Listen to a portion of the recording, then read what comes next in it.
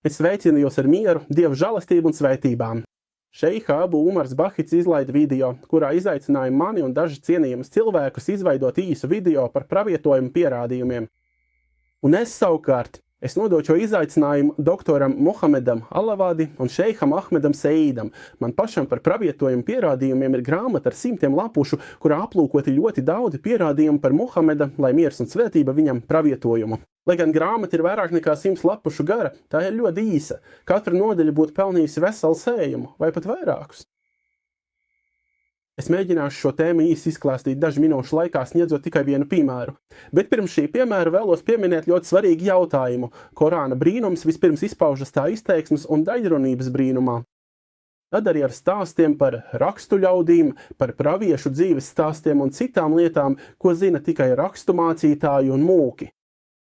Šis aspekts bija ļoti skaidrs kā pierādījums Korāna dievišķajai izcelsmei Mekas iedzīvotājiem, jo viņi zināja, ka šis cilvēks nav bijis saskarsmē ar jūdiem vai kristiešiem, un viņš dzīvoja Mekā, kur nebija ne zinātnisks, ne reliģisks vides, kas būtu saistīta ar citu tautu vēsturi. Turklāt svētie raksti nebija tulkot arābu valodā. Turklāt dažas detaļas, kas atrodams Korānā, ir sastopams Talmudā un daudzos dažādos rakstos. Nav iespējams, ka tās visas apkopotu pat izglītots cilvēks vai zinātnieks senajos laikos. Kā tad to varētu izdarīt rakstīt nepratējis? Tātad, vai Korāns nāca? Tik teikts, ka pierādījums Korāna dievišķajai izcelsmei ir tas, ka tas saskan ar rakstu ļaudīm, un tas ir ļoti skaisti, bet Korānā ir arī vietas, kur tas atšķirās no Bībeles.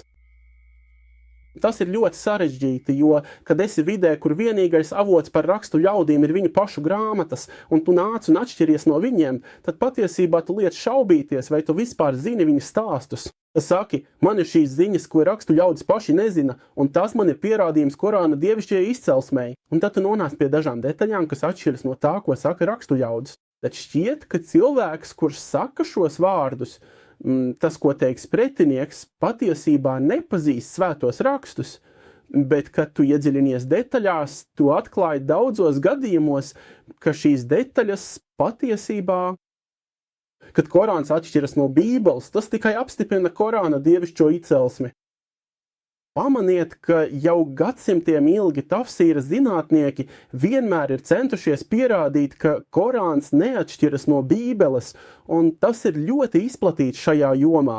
Proti, kad Korāns saka, un kad Abrahams sacīja savam tēvam Azars, vai tu pieņem elku dievus, Korāns skaidri norāda, ka Abrahama tēva vārds bija Azars.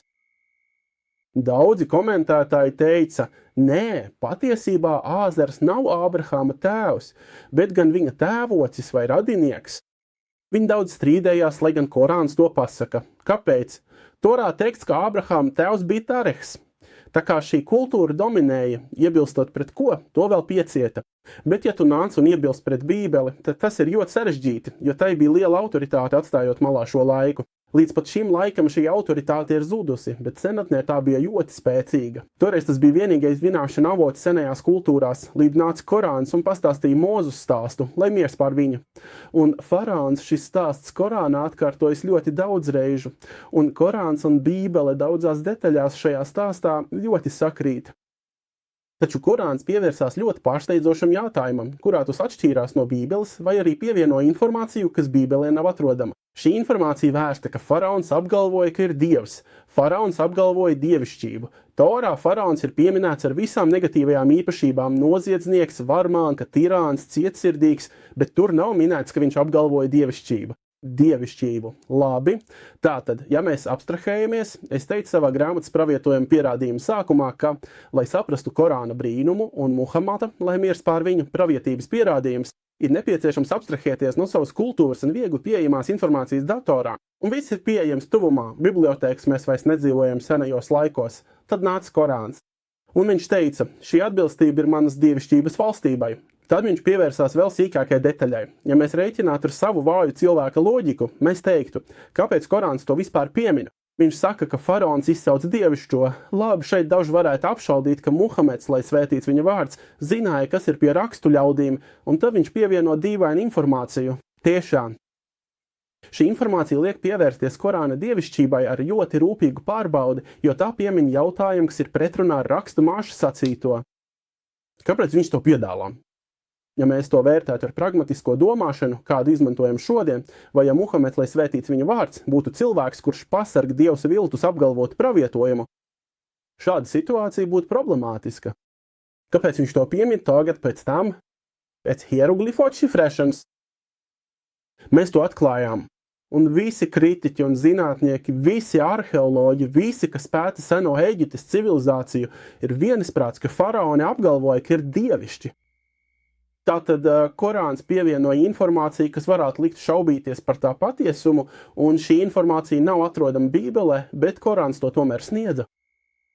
Tikai nesen, pirms 2 gadsimtiem, mēs atklājām, ka šī informācija ir ļoti precīza. Otrais punkts. Korāns minimums pantu, kas gadsimtiem ilgi ir mulsināts musulmaņus. Korāns saka, un faraona tautas dižciltīgie sacīja, vai tu atstāsi Mozu un viņa tautu, lai viņi izpostītu zemi un atstātu tevi un tavus dievus? Kā Korāns var teikt, atstātu tevi un tavus dievus?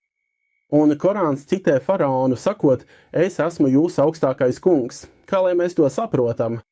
Faraons ir augstākais kungs, bet tomēr viņam ir dievi. Protams, šis pants ir ļoti mulsinājis daudzus komentētājus. Pateicoties Galifi domas atbrīvošanai un mūsu zināšanām par seno Eģiptes civilizāciju, mēs atklājām, ka dievi faraona laikmetā nevarēja kļūt par dieviem, kamēr tos nebija izvēlējies pats faraons. Tātad faraons ir tas, kurš izvēlas dievus, un var gadīties, ka nāk jauns faraons un maina dievus, vienu pievieno, citu izņem, vienu paaugstina, citu pazemina, un senie Eģiptes artefakti to apliecina. Šis faraons piedāvā upuri dieviem, un ja dievi viņam atdod tāda paša veida upuri, tie paliek dievi. Ja viņi viņam neatdod upuri, šis upuris zaudēja dievišķo statusu. Tāpēc, kā saka Kennets Kitchens, viens no mūsdienu vadošajiem eģiptoloģiem, runājot par dievu statusu Ramzes II laikmetā, un tas, kas mums ir pieņemts, ir, ka tas bija Mūsa faraons. Faraons, kurš bija Mūsa laikā, bija Ramses II, kuru sauc arī par Ra, kas piederēja Ramsesam. Ramzēsam bija piešķirts šīs tituls. Šie dievi tika piedēvēti faraonam, tie bija faraona dievi, viņš pats tos izvēlējās un noteica. Tātad faraons ir augstākais kungs, jo viņš vada visu, un viņam ir arī dievi, kurus viņš pats izvēlas. Cilvēks, kas pats sevi dievišķo, šīs ir ļoti smalkas detaļas. Šīs detaļas, kas minētas Korānā, nav atrodamas Bībelē.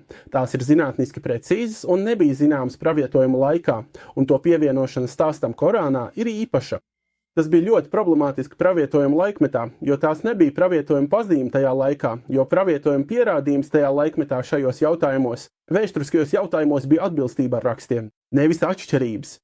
Un mēs pēc ļoti daudziem gadsimtiem atklājam šo vēsturisko ziņu precizitāti un miers, Dieva žēlastība un svētība, lai ir ar jums. Un neaizmirstiet izlasīt šo grāmatu pravietojuma pierādījumus. Tā ir pieejama lejupielādē internetā, vai nu ierakstiet Sami Amer pravietojuma pierādījumus, vai arī meklējiet to zinātniskās izpētes iniciatīvas mājaslapā. Reliģijas centra sadaļā grāmatas jūs varat to lejupielādēt bez maksas, un miers, Dieva žēlastība un svētība, lai ir ar jums!